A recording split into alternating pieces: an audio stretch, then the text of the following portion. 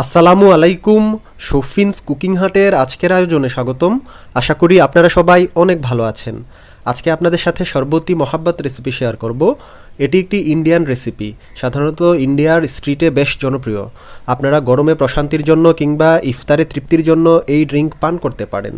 আমি খুব সহজভাবে উপস্থাপন করেছি, আপনারা দেখে যে কেউ বানাতে পারবেন। চ্যানেলে নতুন হলে সাবস্ক্রাইব করবেন। তাছাড়া ফেসবুকে শফিনস কুকিং হাট পেজ ফলো করতে পারেন। চলুন তাহলে শুরু করা যাক। শরবতে মহাব্বত বা মহাব্বত কা শরবত তৈরি করার জন্য এখানে একটি মিক্সিং বোলে আমি 1/2 লিটার পরিমাণ ঠান্ডা দুধ নিয়েছি, জাল করে তারপর ঠান্ডা করে নিয়েছি। তারপর এর ভিতর 1 কাপ পরিমাণ বরফের টুকরো দিয়ে দিয়েছি। তারপর চিনি দিয়ে দিয়েছি 1/3 কাপ পরিমাণ। তারপর দিয়ে দিয়েছি 3 টেবিল চামচ পরিমাণ রুহাবজা।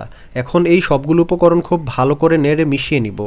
আমি গরুর খাঁটি দুধ ব্যবহার করেছি, তাই উপরে ঘিয়ের মতো এভাবে ভেসে আছে। এখন এই সবগুলো উপকরণ মিশানোর পর এই অবস্থায় আছে। সবগুলো উপকরণ খুব ভালো করে নেড়ে মিশিয়ে নিয়েছি। বরফ চাইলে আপনারা আরও অ্যাড করতে পারেন, যার যতটুকু পছন্দ ঠান্ডা সেই অনুযায়ী বরফ অ্যাড করতে পারেন, এবং চিনিটাও ঠিক একইভাবে ব্যবহার করবেন। এখন তরমুজ ব্যবহার করব। আমি একটা তরমুজ থেকে এভাবে একটা তরমুজের ফালি নিয়েছি। তারপর একটা ছুরি ব্যবহার করে এভাবে ছোট ছোট করে দাগ কেটে নিচ্ছি। তরমুজের এমন অংশ ব্যবহার করতে হবে যেন বিচি না থাকে। যখন এভাবে ফালি করা হয়ে গিয়েছে তখন আমি আবার মিক্সিং বোলের উপর চলে যাব। এখন তরমুজের সিজনেই শরবতে মহাব্বত তৈরি করা হয়।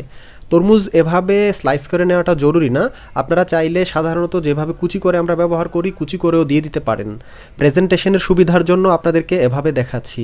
সাধারণত 1/2 কাপ পরিমাণ তরমুজ কুচি ব্যবহার করলেই হবে।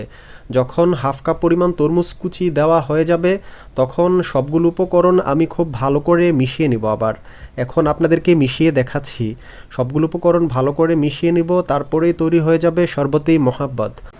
আমি যে পরিমাণ তরমুজের কুচি দিয়েছিলাম তাতে 1/2 কাপ পরিমাণ হয়নি। তারপর আরও কিছু তরমুজের কুচি এভাবে দিয়ে ভালো করে মিশিয়ে নিচ্ছি। তরমুজের পিসগুলো ছোট ছোট হতে হবে এবং যেন কোনো তরমুজের বিচি না থাকে সেদিকে একটু খেয়াল রাখতে হবে। এভাবেই নেড়ে তৈরি করে ফেললাম শরবতেই মহাব্বত। এখন আপনাদেরকে পরিবেশন করে দেখাচ্ছি। তবে পরিবেশন করে অবশ্যই ঠান্ডা ঠান্ডা পান করতে হবে, তাহলে কিন্তু শরবতে মহাব্বতের প্রকৃত স্বাদ পাওয়া যাবে। তাছাড়া আপনারা তৈরি করে ফ্রিজে রেখে দিতে পারেন। শরবতি মহাব্বত তৈরি করে ফ্রিজে না রেখে দিয়ে ইনস্ট্যান্ট তৈরি করলেই এর প্রকৃত স্বাদ পাওয়া যায়। তাই আপনারাও চেষ্টা করবেন ইনস্ট্যান্ট তৈরি করে পান করার জন্য। আমি আশা করছি আজকের রেসিপি আপনাদের কাছে ভালো লেগেছে।